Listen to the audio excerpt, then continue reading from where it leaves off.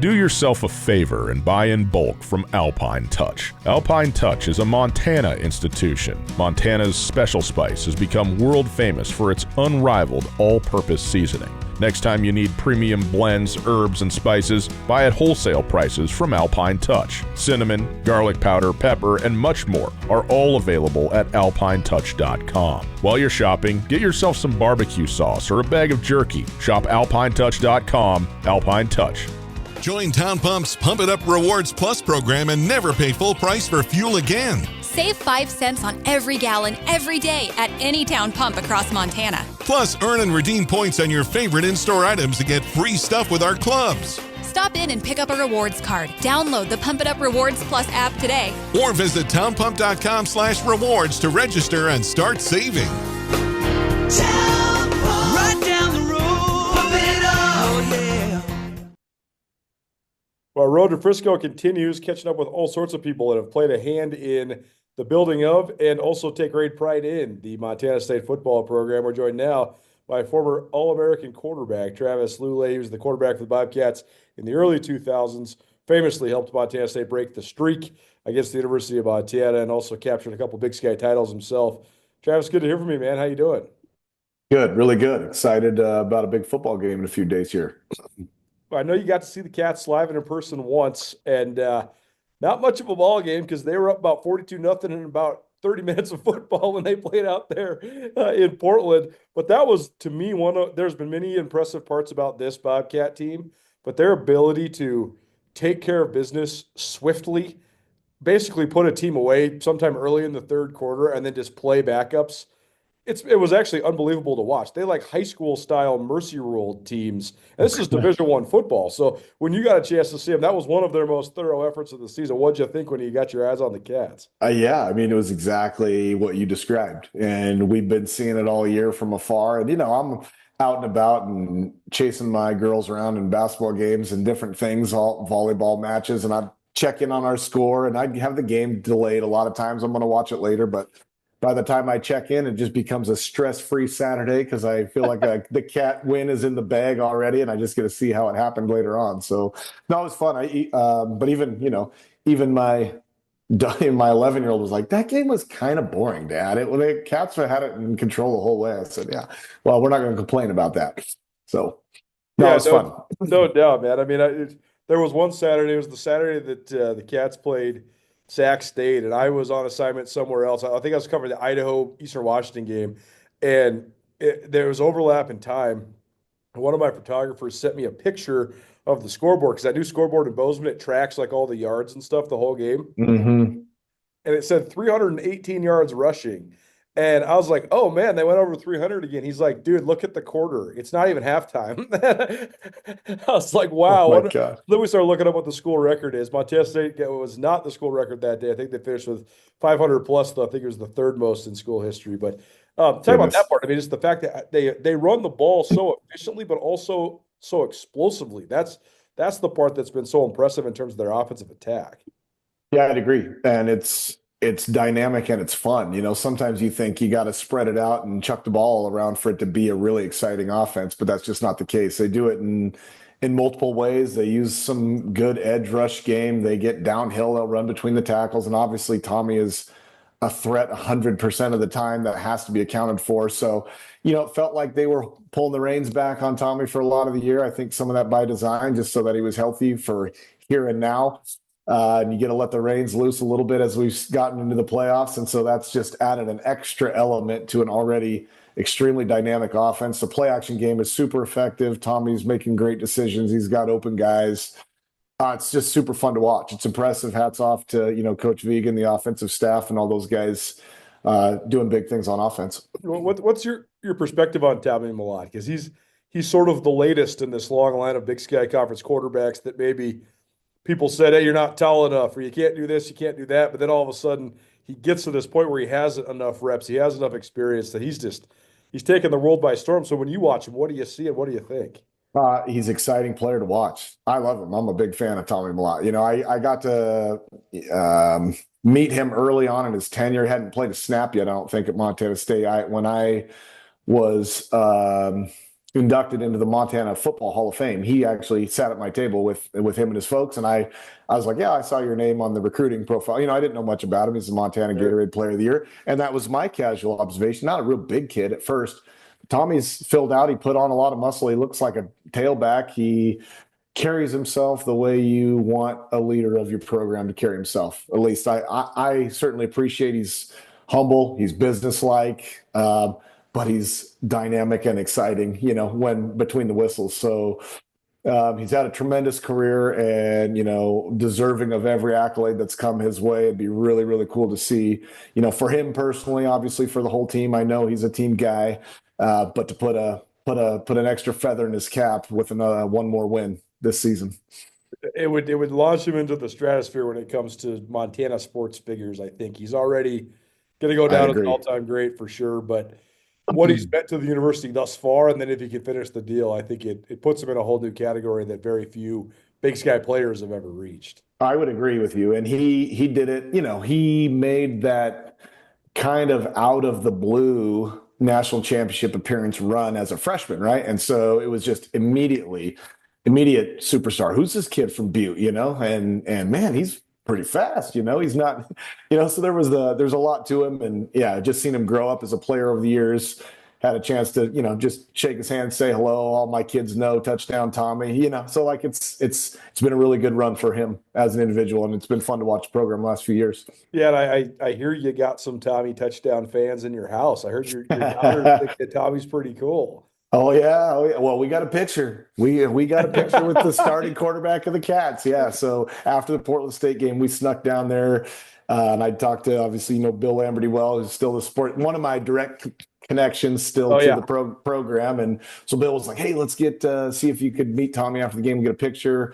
I think he passed one of your number of wins or something. I believe it was wins as a starting quarterback. Yeah, that day. So. Anyways, so my kids came down and we got pictures, and, you know, some of them have trickled down. I think my niece, one of Tyler's daughters, has the Touchdown Tommy Touchdown Tommy t-shirt. She rocks it all over the place. So she wanted to be in the picture too. So yeah, it was pretty fun. They were excited. Yeah. Obviously the quarterback gets a lot of attention, right? And, yeah. So. Well, they just think of you as dad and uncle, right? They don't know anything about Travis Lulay, the player. Oh, Dad, did you play? You played here too? You played the same position Tommy plays? Yeah. Oh man, yeah. You can find some guys our age, you know, late 30s, early 40s that would die to meet you. So, you know, you still have some clout around here too. Yeah, there you go.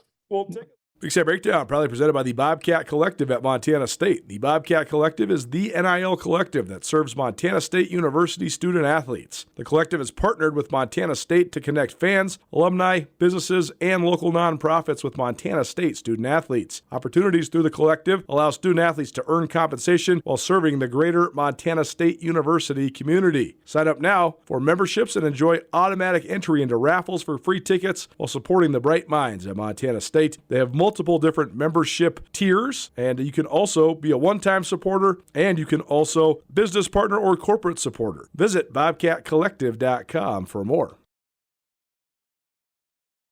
Bobcats win again. So, fifth quarter at the R-Bar? Dude, I could crush a burger right now. Can you guys pick it up? I'm thirsty back here. Guys, what's up? Hop on in. Fifth quarter's this way. Oh, new R-Bar merch. Yo, what's the fifth quarter? They have food, drinks, and giveaways after every home game. And these sweet Bobcat cups. Oh, I'm in. Take me to the R-Bar. Join us at the Rocking R-Bar after every home game for the fifth quarter. Let's celebrate the spirit of blue and gold. Well, take us back to then your time and could just compare and contrast it, because when you first got to Montana State, that was in the midst of sort of this entire overhaul of the program. And Mike Kramer, who we had on this series earlier this week, obviously deserves so much credit for that, and his staff as well. But how would you sort of describe the collective mentality of Montana State football when you first took over the starting reins in 2002? Yeah, I mean, the biggest thing that has been earned is the expectations being so different. You know, we were trying to regain relevancy on a national scale, right? Is what it felt like, what we were doing in our tenure. And, you know, And obviously, folks know, have been around the program a long time, know the streak, and Montana's program had risen to obviously one of one of the best programs in the nation. They were literally the defending national champs when I was committing to play at Montana State. Right. So on a national scale, Montana State was entirely irrelevant, at that point in time. So for us to, start beating some of those top 10 teams, to beat Montana, who, had a 24 game home winning streak, defending national champs, we beat them. Holy cow, that changes expectations for the program. Now we think we can beat number one teams. And so now let's start knocking on the door. And, we lost my freshman year, we lost in the playoffs to the number one seed McNeese State. Team on the road in the first round of the playoffs. We lost by one score. So, hey, we're like knocking at the door. Now, we were never able to kind of push the ball significantly further down the road. And the playoff format was 16 teams instead of 24. So my senior year team, we were 7-4 coming off a big win against Montana. Maybe now that team gets into the playoffs, and who knows, right? But, just to see the excitement from, when I got on campus as a freshman to when I graduated, that last game I played was in Bozeman in the Cat Grizz game, just a packed house. We won the game, in pretty decisive fashion. It just felt like, okay, the program is in a better place. But now, the expectation is like, no, who are we hosting in the playoffs, next week after Cat Grizz? Like, the season goes on, and you earn that. And it takes a long time to get there to where, the players buy in and truly believe they are playing for a national championship. It still felt like a pipe dream. Like, man, that's out there. It's achievable. We can do it, but we're like diving into uncharted territory back then. And now it's like, now we've been there. We're in the playoffs every year. We're knocking on the door every single year. We keep knocking, and one of these years we're going to get that door to open all the way and dive through. So it's just entirely different. It's fun. It's been fun to sit back and witness. I mean, even, ESPN, there's a ESPN Friday night quarterfinal game, and I got all, my local friends who are not directly tied to Montana State, loosely affiliated through me, going like, hey man, looked like Bozeman was rocking the other night. That stadium looks awesome. I'm like, yeah, kind of a different jam than when I got there, but we'll take it. Program looks great and love where it's at. So it's been fun to see. Well, it's so impressive to be able to adjust that mentality too, right? And I think that's where that 21 run that did sort of come out of the blue, I think that redefined everything at Montana State, because then it let those guys realize, holy cow, not only can we win multiple playoff games, we can go on the road and win a playoff game like beat Sam Houston. Yep. And then, holy cow, we can make it to Frisco. And as Brett Vigen has described that this year, he said that is when we realized, hey, this isn't just like we're happy to be here. We are amongst the best. Now we have to treat it like that, focus like that, train like that, all that sort of stuff. But these guys have talked about it all year long. Just, hey, last year, the way it ended was the number one motivating factor for this year. And that's what sports are all about, right? Sometimes your failures lead to your greatest successes, and we're seeing that right now. Yeah. Yeah, amen. I agree with everything you said there. Yeah, and it's just a testament to those guys and their approach, because it's hard to do. You can say that, and you can feel that, and you can try to mentally prepare that way, but you got to go out and do it. And, right now those guys they've done it every single week. And that's what's been fun. To your point, it's like, okay, let's say they're better than, a mid-conference schedule game against Sacramento State. Like, we ought to win that game. Well, they went out and did it. They didn't just squeak by. It wasn't like we're just looking forward to the playoffs or getting ahead of ourselves thinking about what's next. It's like they're just taking care of business along the way. And so it's been cool to watch. What else do you think has been the things that have changed at within the Montana State program? I know you sort of have an outside view at this, but as an alum, like, where do you think they've grown, either in personnel or just other areas that have helped them reach this national level of prominence? Well, I mean, one is support. Yeah, right. Both between the people, financially investing into the programs, having some good hires. I think Leon Costello's done great things. I think Wada Cruzado deserves a ton of credit for, shining a light on this segment of the university that does mean a lot to a lot of people. To see the playoff, because it's always hard. It's hard. There's a lot of people that come from outside of Bozeman that are Montana State fans on a regular Saturday. And so I was always, are looking into the home playoff schedule, like, how many people are going to show up? And the stadium was full and it was rocking. So they're just, it's a testament to the people that have been there, continuing to put a great product on the field that people have a lot of pride in and want to go cheer on and support. But there's just been a lot of people along the way that have just kind of just continually just pushed the ball forward and have a big hand in getting the program to where it is today. And so, it really is a collaborative effort. Obviously, in pro sports, my last year I worked on the business ops side of the organization, and that's not something I knew as well, right? I was on the football ops side. I know the coaches and players and the chemistry and all that stuff is hugely important, but what those guys are doing behind the scenes to generate sponsorship dollars, to keep people entertained and interested, that seems to all be in place in Bozeman right now. There's just a ton of momentum. A lot of people have come to Bozeman. Obviously, it looks a little different than it did 25 years ago before I got to school there. But they've channeled that in a healthy way to help push all things on the university forward, including the football program. And I think Are you paying too much in taxes? Elevated Tax and Accounting is a firm that specializes in tax planning and strategy to minimize your tax bill. Elevated Tax consult with you on tax strategy throughout the year, so no more waiting until the end of the year and hoping for the best. As a business owner, you know your sole focus should be spent working on your business, not in it. Outsourcing gives you the time to concentrate on the core reasons you started your company, to create and innovate a top-tier product and generate profits. Elevated Tax and Accounting, elevating you and your business with a modern professional touch. And I think those two things have gone hand in hand too, right? The rise of the university and the rise of the football program. And there's no question. Yep. I think Rhonda Cruzado deserves so much credit for her vision. First of all, just with collaborating with Bozeman and the Gallatin Valley in general, but then also for realizing that all of these things are the greatest marketing tool you could ever have, right? Like you're saying, your buddies in Oregon are watching this, right? Yeah. I've gotten texts from all over the country like, man, were you in Bozeman the other night? Like that place looked awesome. And it's true. It just first of all, the picturesque views when they scan into Bobcat Stadium, there's really no place that's more beautiful than that in the country for college football. And then when you talk about packing 22,000 in there, and then you got the horses running, I mean, the whole thing has just become so big time, and they deserve so much credit for it. But I also think those things have just gone hand in hand.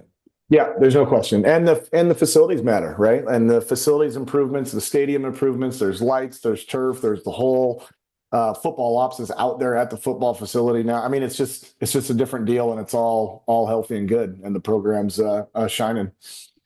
From your perspective then, as an alum and a former player, a proud Bobcat, a guy that definitely has a piece of this lineage of the growth of this program, how do you feel about this opportunity that Montana State has on Monday night?